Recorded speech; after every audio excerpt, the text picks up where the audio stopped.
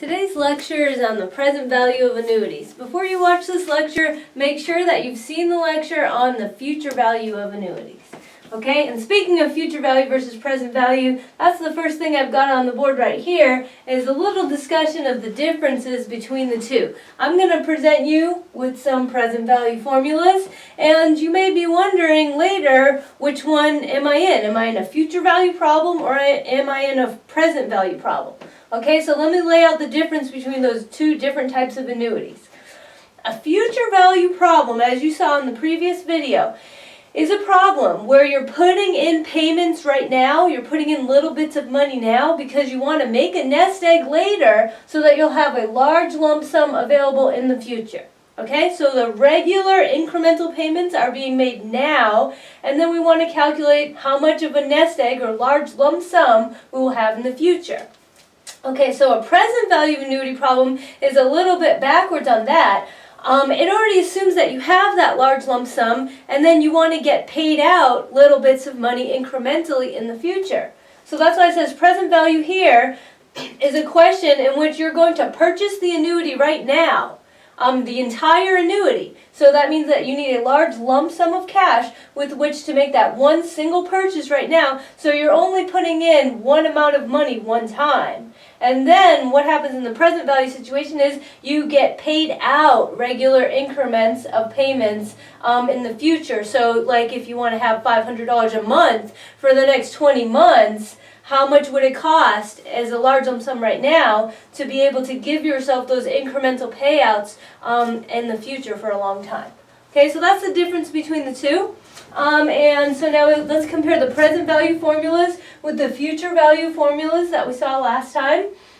There's also two, just like there were last time. There's the case of the ordinary annuity where the payments, and keep in mind when it says payment in a present value problem, it refers to the fact that you're going to get paid out.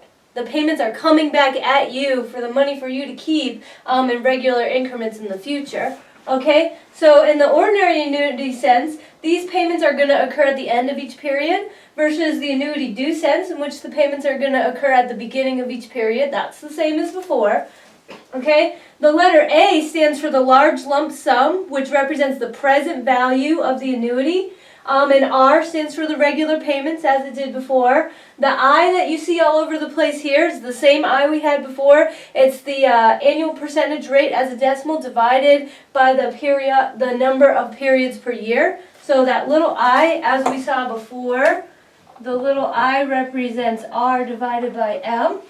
Okay, and then the other letter that we saw before was the N. Remember that the N represented time in years times payments per year, M. And here's where the biggest difference is between the two types of equations is in the numerator here. In the other equation, you had the quantity 1 plus I to the positive n minus 1. In this quantity, you have 1 minus I, and then this 1 plus I quantity, it's 1 minus this quantity, and this quantity is not raised to the n. You got to be really careful here. It's raised to the minus n. Okay, it's raised to the negative power n, not the positive power. And then the annuity due is actually the same in its relation to the ordinary annuity, and that it's the exact same equation as the ordinary annuity. It just gets multiplied by the one extra term, 1 plus I. Okay, so that's the same, but the things you want to watch out for is the fact that these two terms are switched. Before it was 1 plus I minus 1, now it's 1 minus 1 plus I, and the power up here is minus n. Okay, cool. So now let's try it out on a couple example problems. And once you get really familiar with these problems, I would suggest that you start trying to work out these problems mixed up with the future value problems. Because one thing you want to make sure that you understand is which equation do I need to use, what kind of question is it? Is it a future value or is it a present value question? Okay, so let's see an example of a present value question. Let's say, for example, I want to get $1,000 at the end of each month. End of each month for the next 20 years. Okay. Okay, so why would I be in the situation where I needed $1,000 at the end of each month for 20 years? Maybe this is the same retirement situation that we discussed before. Keep in mind, for the future value, that was when you're saving for retirement. So you were putting in little bits of cash whenever you had them incrementally, then you got your nest egg. And now is the time where you get to reap the benefits of your savings, and you want to get out $1,000 for the end of each month for 20 years. And let's say that money is worth, which is to say in your account, they have the money growing at 4.8% APR. And just as in the other annuity problems, the compounding rate must be the same as the periodic payment rate. So if you want this monthly at the end of each month, then the money has to be in an account where it's getting compounded monthly.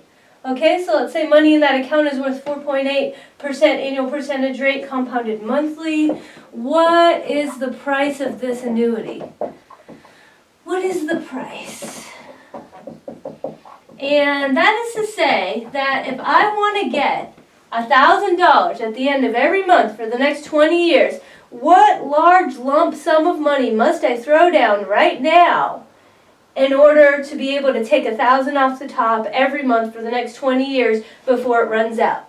You see the difference? Before, we knew how much money we were putting in, and then we wanted to know what big amount of money we had at the end. Right now, we know how much money we want to get out, and we're asking, well, how much large amount of money do I have to put in?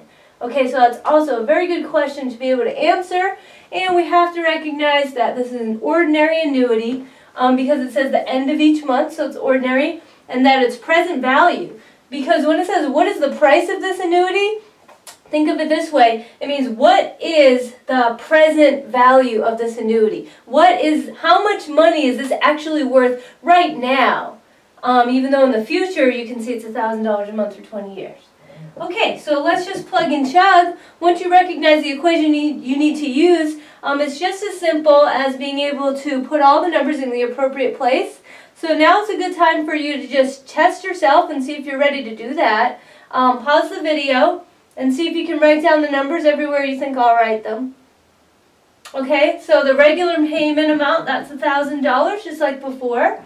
Okay, and watch out, the equation's a little different. It starts as a 1 minus, and then 1 plus I, where the I is going to be 0.048 divided by 12, because that's 12 times a year. And then we're going to raise that to the negative power of how many payments we want.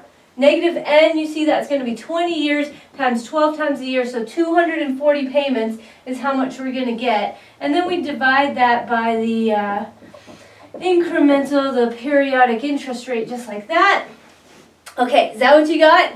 Hopefully, and I really hope, most importantly, that you tried it out yourself to see if you could get that. And then the other part that's very important is being able to just compute this with your calculator and get it rounded off to the nearest cent. So I'd also invite you to try that right now.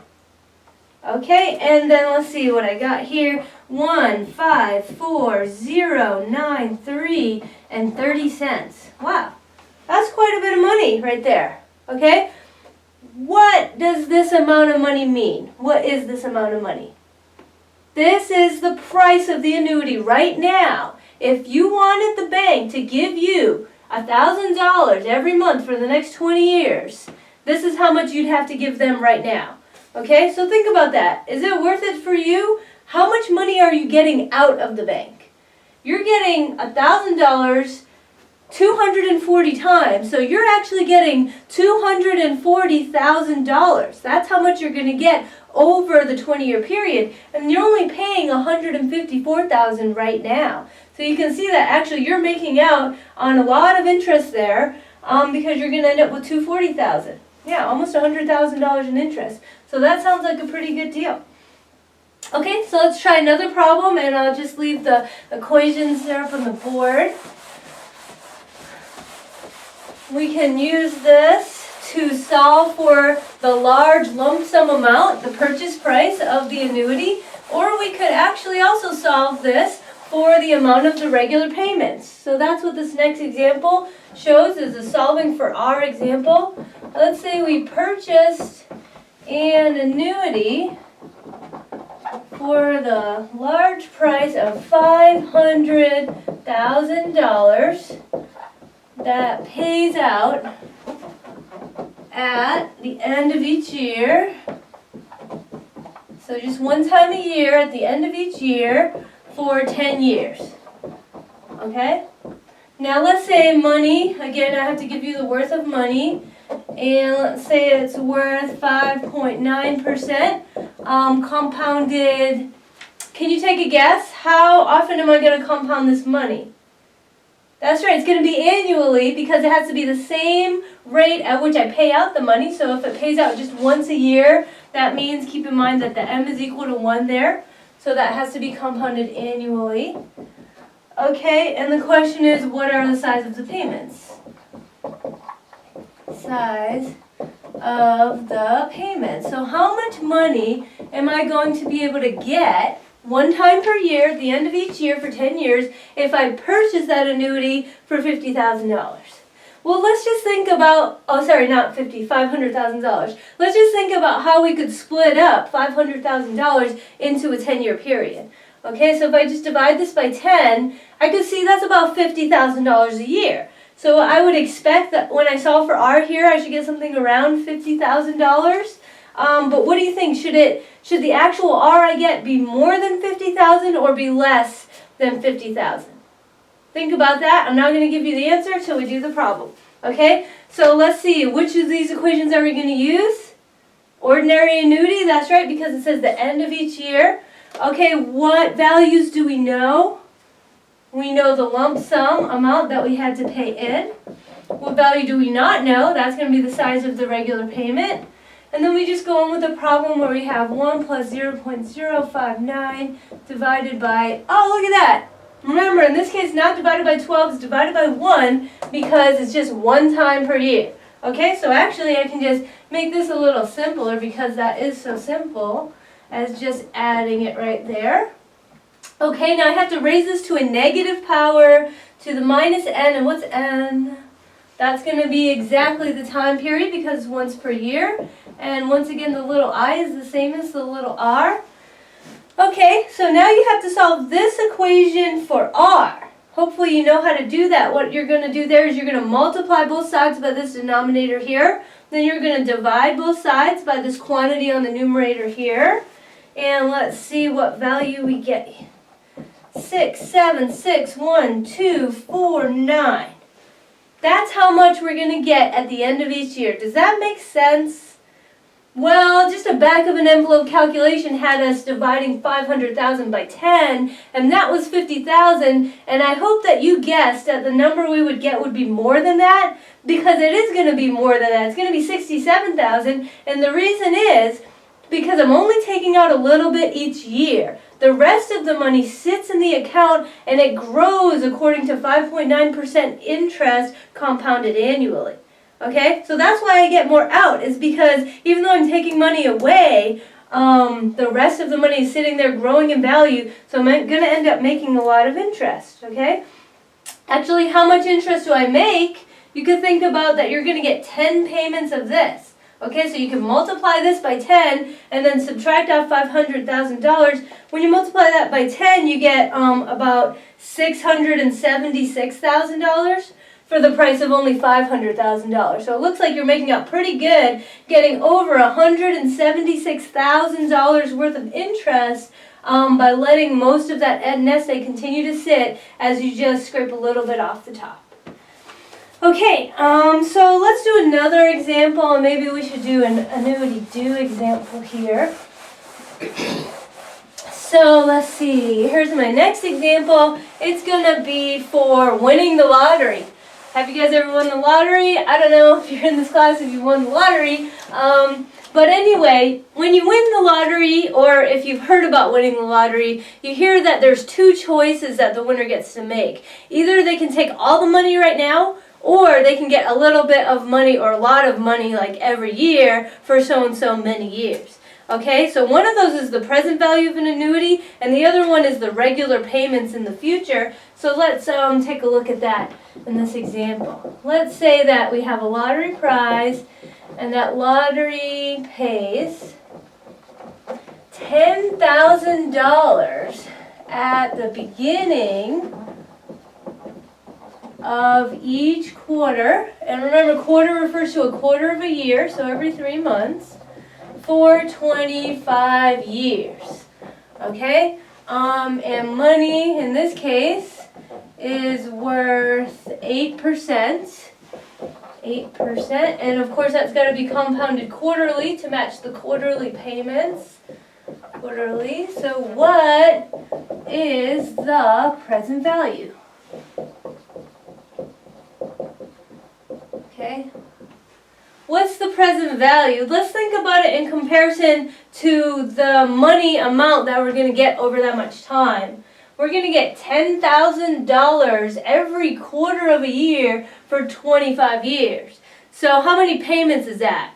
4 times a year, 25 years is 100 payments of $10,000 each. So that's like $1 million that we're going to get. Over time, though, we're going to get a little bit at a time, eventually having gotten $1 million.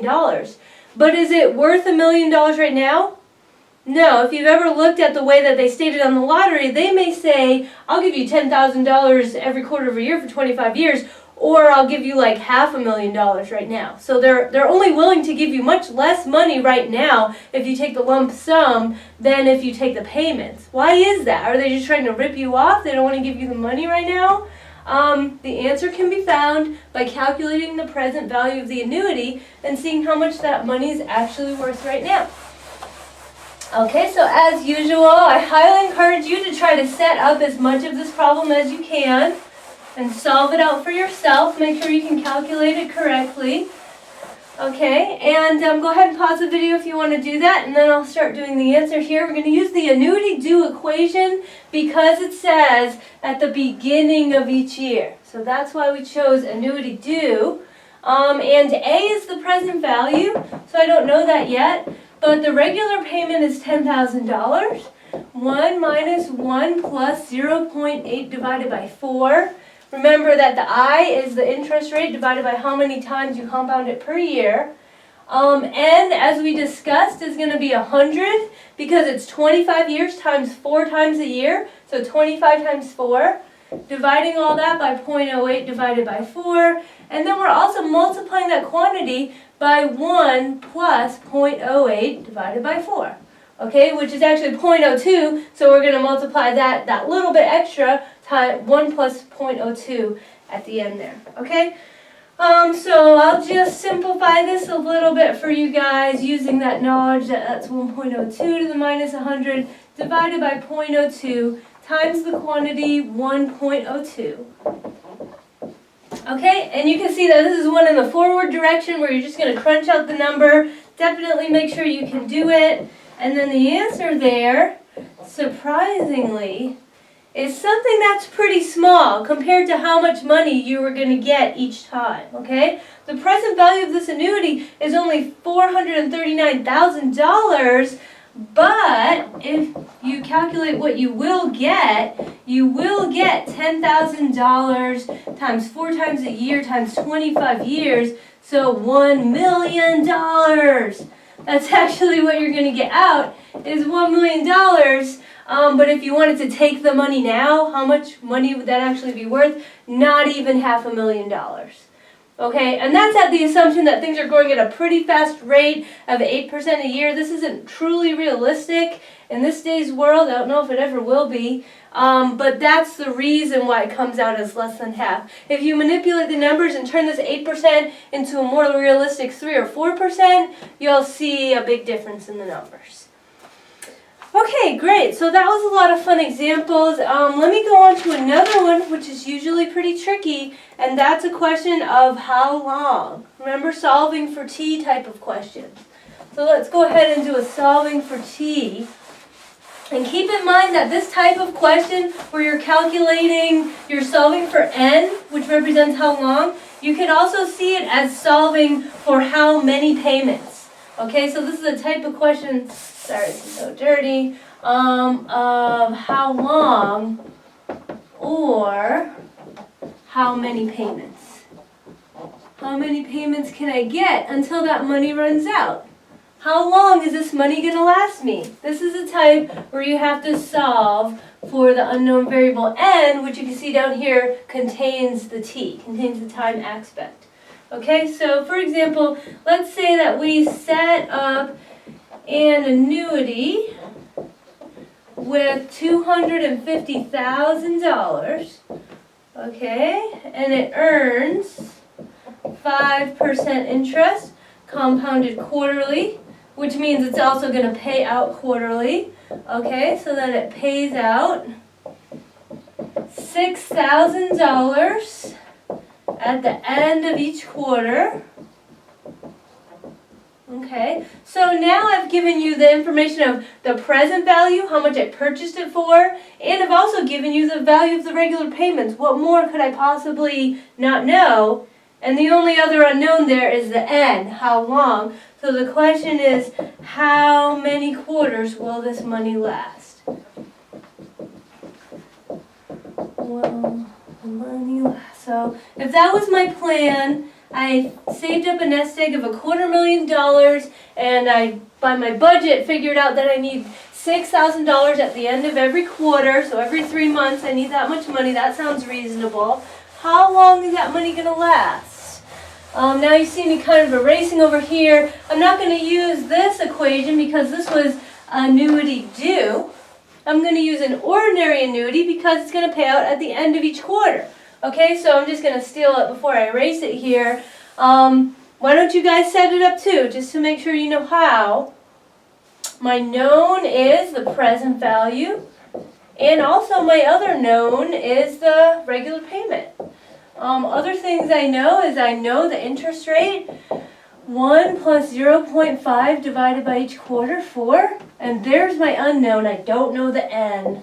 And I'm going to divide that by the I. And I don't have this term because it's not an annuity due, it's an ordinary annuity. I was just stealing the equation from there. Okay. Do you guys recognize this one? Do you want to try it out? Okay, so definitely try this yourself right now. What's your strategy? Isolate the term with the unknown and see how far you can get.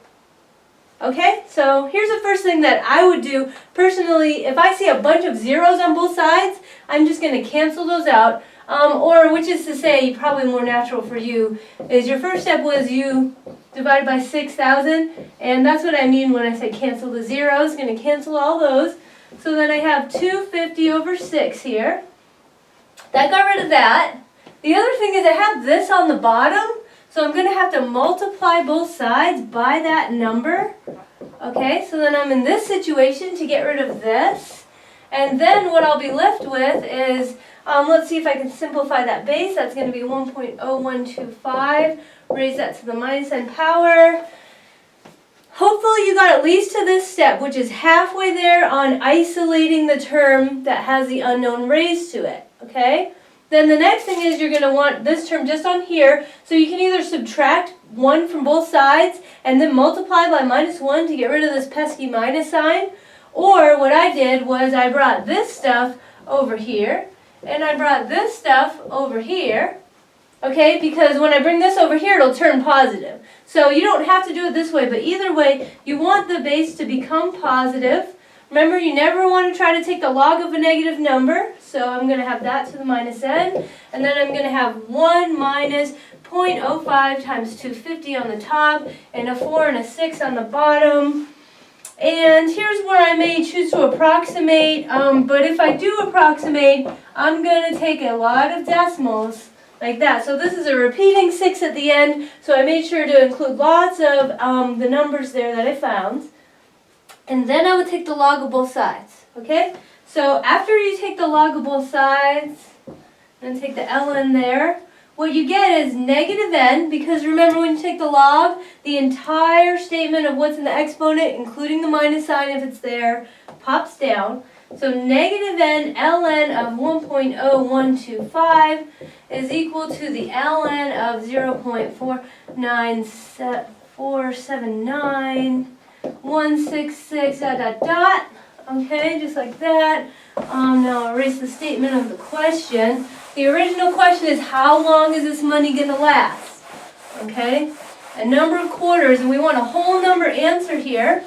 Alright, so then solving for n, we have negative n is equal to the ln of this divided by the ln of that. And even though I have a negative n, I'm not too worried because I actually know that when I take the ln of a number that's less than 1, that's going to come out negative. So the negative that pops out of this ln is going to cancel the negative over here, or if you wish, you can get rid of it right there, and you can put the negative over there. And either way, you should conclude that n is equal to 59.22 ...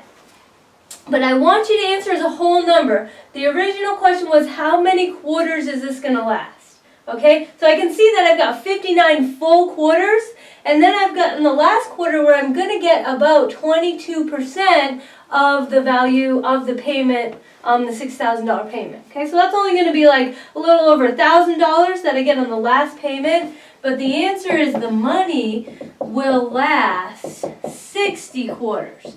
Okay, so that's a little bit of weirdness there. You see me rounding up on a number that usually you would round down on. But this is similar to the questions that we did with the future value of annuities, where when you're solving for n, you have to round up. You always have to round up because you get that extra quarter. You can think about any piece of a payment period as a full period. That's why you end up rounding up. It's going to last 60 quarters, but the last quarter only has a little bit of payment, okay? So you just have to understand the caveat that, but the last quarter's payment is small. Okay? But the key here is that we're in another situation where we need to always round up. Always round up. And that's for annuities. That's not all the time, but when you're talking about annuities, because it's very discretized, fixed financial plan with fixed number of quarters, you have to take any little piece of a quarter or any other payment period and round it up to the nearest whole number.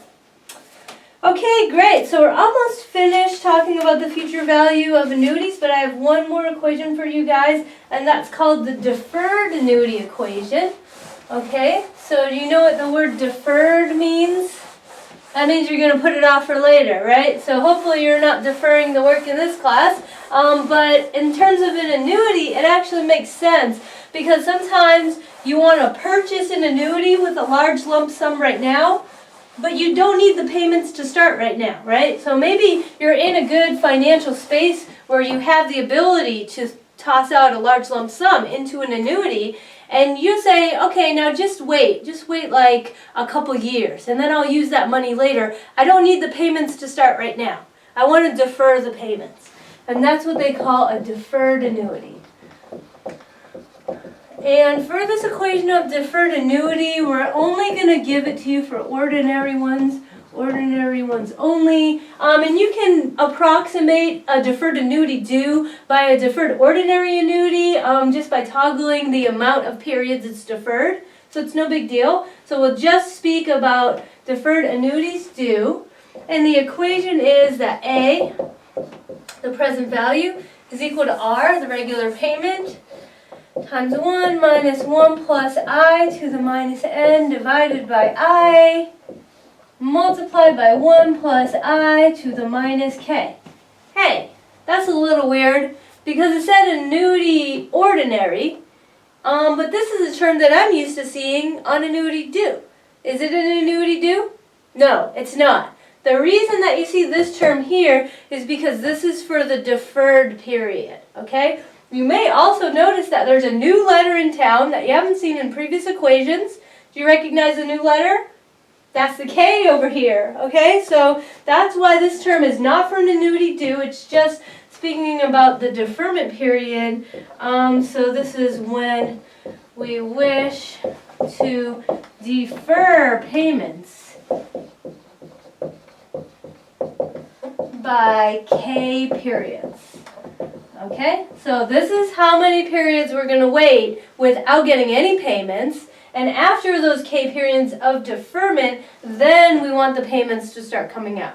Okay, So what is the present value of an annuity under those conditions?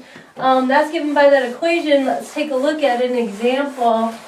And this is a really good example. If we got any parents out there trying to save for their kids' college, let's say right when your kid got born, you knew he was going to go to college right away. So you put away some money for college. But he just born, so you don't need to start taking those payments yet. You probably want to defer it by about 18 years, okay? So that's my example here, is let's say parents bought an annuity for $10,000 when the child was born. Okay, and we want quarterly payments to start. And we're going to assume that the payments are going to occur at the end of each period because, like I said, I'm only doing this for ordinary annuity. So even though I haven't written it here on the board, the assumption is that quarterly payments at the end of each quarter. And we want that to start on the 18th birthday. Which means he's not actually going to get paid on the 18th birthday, but the first time he's actually going to get money out of this is when he's 18 years and 3 months old, because it's at the end of the first quarter, okay? So we want these quarterly payments to start on 18th birthday. And then we have to tell you about the money, of course. Money is worth 2.4% compounded quarterly. And the question is, how much will each payment be? How much is each payment? So how much money is this child going to be able to get out starting when he's 18, or seeing that money for the first time when he's 18 years and 3 months old? How much money can he rely on each quarter, let's say for 4 years? Did it say that? I'm going to start. How much is each payment? We want quarterly payments to start, and we want, sorry, I didn't write this earlier, we want it to last 4 total years. Okay, so that's how long college is about. So we want quarterly payments to last 4 total years. How much money can we depend on to get out of this annuity when we put in the $10,000 to start? I just erased the equation. Okay, well, you guys have the equation. Hopefully you're copying that down to your page anyway. I've got that on my page.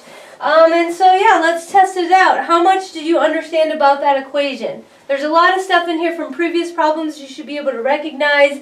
And then what's the K? What is the letter K, which is the amount of periods that has been deferred? Keep in mind, not the amount of years, but the amount of payments or payment periods that's been deferred. Let's start plugging in all these things. Okay, so the present value is the $10,000 that it was purchased for. So the $10,000 goes where the A was. The regular payments is the thing that we don't know. How much is each payment? So I put an R there. And then we have 1 plus 0.024 divided by 4 because it's quarterly. Okay, and the N is going to be 4 times 4. So we're going to raise that to the negative 4 times 4. And the reason there is because we want it to be 4 times a year and it lasts 4 years total. Okay, so raise to negative 16. Divide that by 0.024 divided by 4. Okay, and actually I need a little space over here, so let's just say that's raised to the negative 16. Because we also have to multiply that by 1 plus 0.024 divided by 4. And what was the value that used for K? That's going to be 18 times 4. Okay, so I don't know if you can see that up there. So we want to use K is equal to 18 times 4 because we defer payments for 18 years. Okay, so that little thing that I raised it to, this is the 1 plus I part that you're used to, and I've raised it to negative 18 times 4. That's the value for K because I want to defer it for 18 years. But K is the number of quarters that I defer it for. Okay, so keep in mind that the K is similar to the N. You have to multiply the number of years you're deferring it times the number of payments per year. Okay, so I have that whole mess right there, and you can simplify that a little bit, so I'll show that simplified out. When you simplify the fact that the I is 0.006, you get this to the negative 16 divided by 0.006, and then you can see this a little better. 1.006 raised to the negative 18 times 4. Okay, and then we solve that whole entire thing out, and we're going to get R is equal to $1,011.24. That's how much money that we're going to get out. Okay, so he can count on $1,000 every quarter for the 4 years that he's in college, and the parents put in $10,000. Is that a good deal? How much money are they making off that deal? Let's just calculate that a little bit, because I kind of wonder, I mean, how much money did we actually get out? How much did we get out? The actual amount of payment is $1,011.24 times 4 years times 4 times a year. Okay, and so multiplying that by 16, you actually get $16,179.84, and you only put in $10,000. So that actually is a pretty good deal, and the rate wasn't even that high. It was only 2.4%. But what made it such a good deal and got so much interest is the fact that we deferred it for 18 years, okay? The fact that we start saving early on something that has compound interest, remember, compound interest snowballs. The longer you leave it in there, the bigger and bigger and bigger your money's going to grow exponentially. So you really want to start it early, and you can see that we got, if you minus off the $10,000 that we put in, we got $6,179 in interest. Okay, so that's a pretty good amount of interest. Kids probably pretty happy with that. And that's it for present values.